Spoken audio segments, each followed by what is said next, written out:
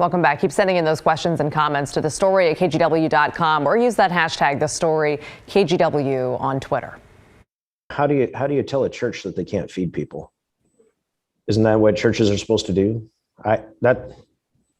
In our diocese, in the Episcopal Diocese of Oregon, our churches feed people.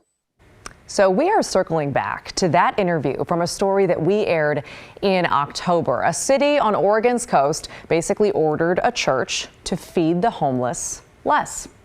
St. Timothy's Episcopal Church was handing out food 6 days a week, and the Brookings City Council passed an ordinance demanding churches in residential areas serve food no more than 2 days per week. And a lot of you had thoughts on that story. Gail wrote, for instance, is that community also only going to feed themselves and their family only twice a week? Not allowing a church to do Christ's work is disturbing.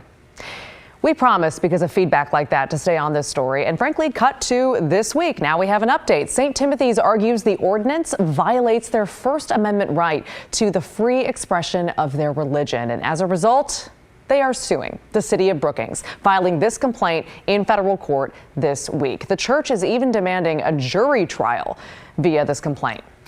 This is happening now, by the way, Father Bernie Lindley says, because the ordinance went into effect last week, specifically on January 26th. And that was a Wednesday. We feed Friday through Monday. So on Friday, we were in violation of that city ordinance because we did not have the permit that they were requiring. So we served something like 120 slices of pizza to people who were hungry. We violated the law by feeding people pizza on Friday. And Friday was the day they sued. Now, a refresher. The reason the city argued that St. Timothy's was feeding so many people so often, they argued they were basically operating as a restaurant, and they weren't zoned to operate as a restaurant. The church, the city says, is in a residential area. It's also worth reiterating, neighbors asked the city council to address this. They claimed the church's routine was causing chaos. I'm here today because I don't feel safe in my house. This is a public health concern. It's a safety concern for the public. It's not.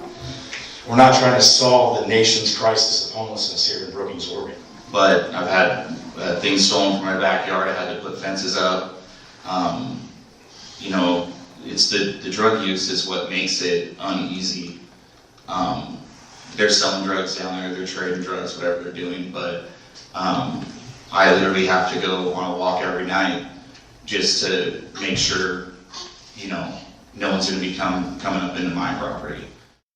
So the church told us then, and they say now, they were willing to work with those neighbors. But now at this point, with this new ordinance, their beef, they say, is with the city, who we should note declined to comment for this story. And St. Timothy's now isn't alone in this fight. Their story got a lot of press, and now they're being backed by the Episcopal Diocese of Oregon and by their bishop. And she and I spoke earlier today. Churches, though, are subject to city ordinances and to zoning codes, essentially, and one could make the case that an interpretation of religion is always going to be subjective. And the city has said, hey, there are enough churches that you could rotate and different churches could feed people on different nights, and therefore people would get these basic services. But zoning wise, we just can't have neighbors made the case churches turning into restaurants, which is they say is what's been happening with St. Timothy's. So what's your take on that? So the argument over the zoning code is part of a fundamental piece of our lawsuit, because the city is claiming, was making a claim that it does not stand up. We were grandfathered in. The church was there before the codes were actually created. So the church predates any code that the city believes it is now requiring us to conform to. But the other piece that's very concerning is a city determining that the church is now a restaurant. There's some unbelievable parts of that claim, and we are also contesting that. We are not a restaurant. We are a church. Again, city officials say they cannot comment on an existing lawsuit. Now, both Father Lindley and Right Reverend Diana Akiyama, who you just saw there, told us they are waiting for the city to respond to their lawsuit. They added they would rather the city be putting effort into building shelters and affordable housing to address the bigger problem of homelessness, which they note is growing in smaller communities across the state. For now, that church plans to keep on feeding people.